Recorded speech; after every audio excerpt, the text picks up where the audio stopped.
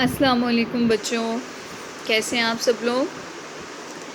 اچھا، آپ لوگ مجھے فیڈ بیک نہیں دے رہے بیٹا۔ لیول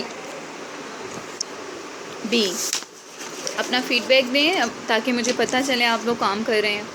اچھا، آج کا ہمارا دن ہے 4 پیریڈ نمبر 4 کلمہ سے اقسام، اسے پڑھیں گے ہم اور یاد کریں گے۔ ورک بک صفحہ نمبر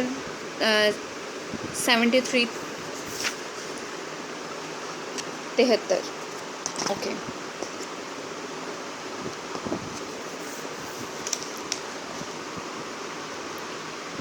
صفحہ نمبر 73 کلمہ کی اقسام۔ کلمہ کی کتنی اقسام ہیں؟ دیکھیں 3 ہیں، اسم، فعل اور حرف۔ ٹھیک ہے، اب اسم کیا ہے؟ کسی شخص، جگہ یا چیز کے نام کو اسم کہتے ہیں، جسے ہم انگلش میں کہتے ہیں نیمنگ ورڈ، ناؤن۔ ٹھیک ہے، فار ایگزامپل جیسے اشخاص کے اسم عمیر، عثمان، واصف، نور، فاطمہ، فائزہ وغیرہ۔ جگہوں کے نام لوہاری، شاہدرہ، لاہور پاکستان امریکہ۔ اشیاء کے نام اسم کرسی، میز، پھول، پیمانہ، کپ، پانی، دودھ، گندم، چاول وغیرہ۔ ٹھیک ہے بیٹا،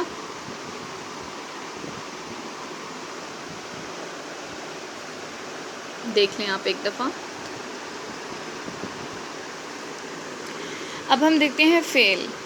امید ہے آپ کو یہ سمجھ آ گئی ہوگی بہت اچھے طریقے سے۔ فعل کے معنی ہے کام، ٹھیک ہے، ایکشن ورڈ۔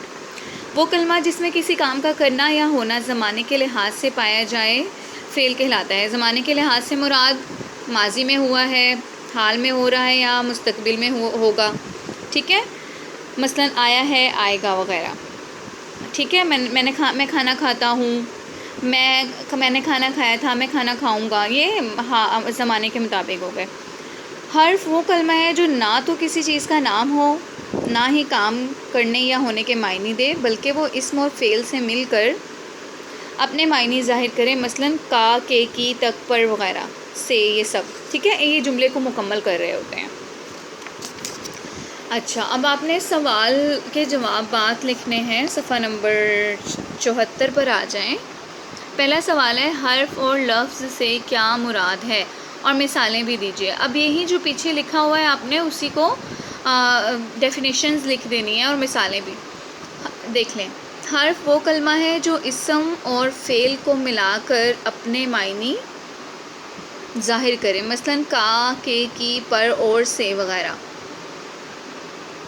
حروف کے مجموعہ کو لفظ کہتے ہیں، مثلاً خدا، کتاب، گھر وغیرہ۔ ٹھیک ہے، یہ دیکھ لیں۔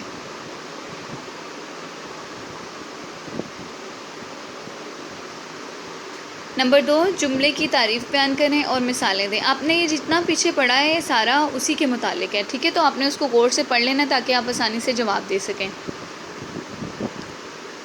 لفظوں کا ایسا مجموعہ جس سے کوئی بات پوری طرح سے سمجھ میں آ جائے جملہ کہلاتا ہے، مثلاً زمین گول ہے، نماز جنت کی کنجی ہے۔ اپنی طرف سے بھی آپ لکھ سکتے ہیں، سچ نجات کا ذریعہ ہے، وغیرہ وغیرہ۔ ٹھیک ہے، آپ نے اس کو اچھے طریقے سے لکھ لینا بیٹا اور اچھے سے اس کو یاد بھی کر لینا۔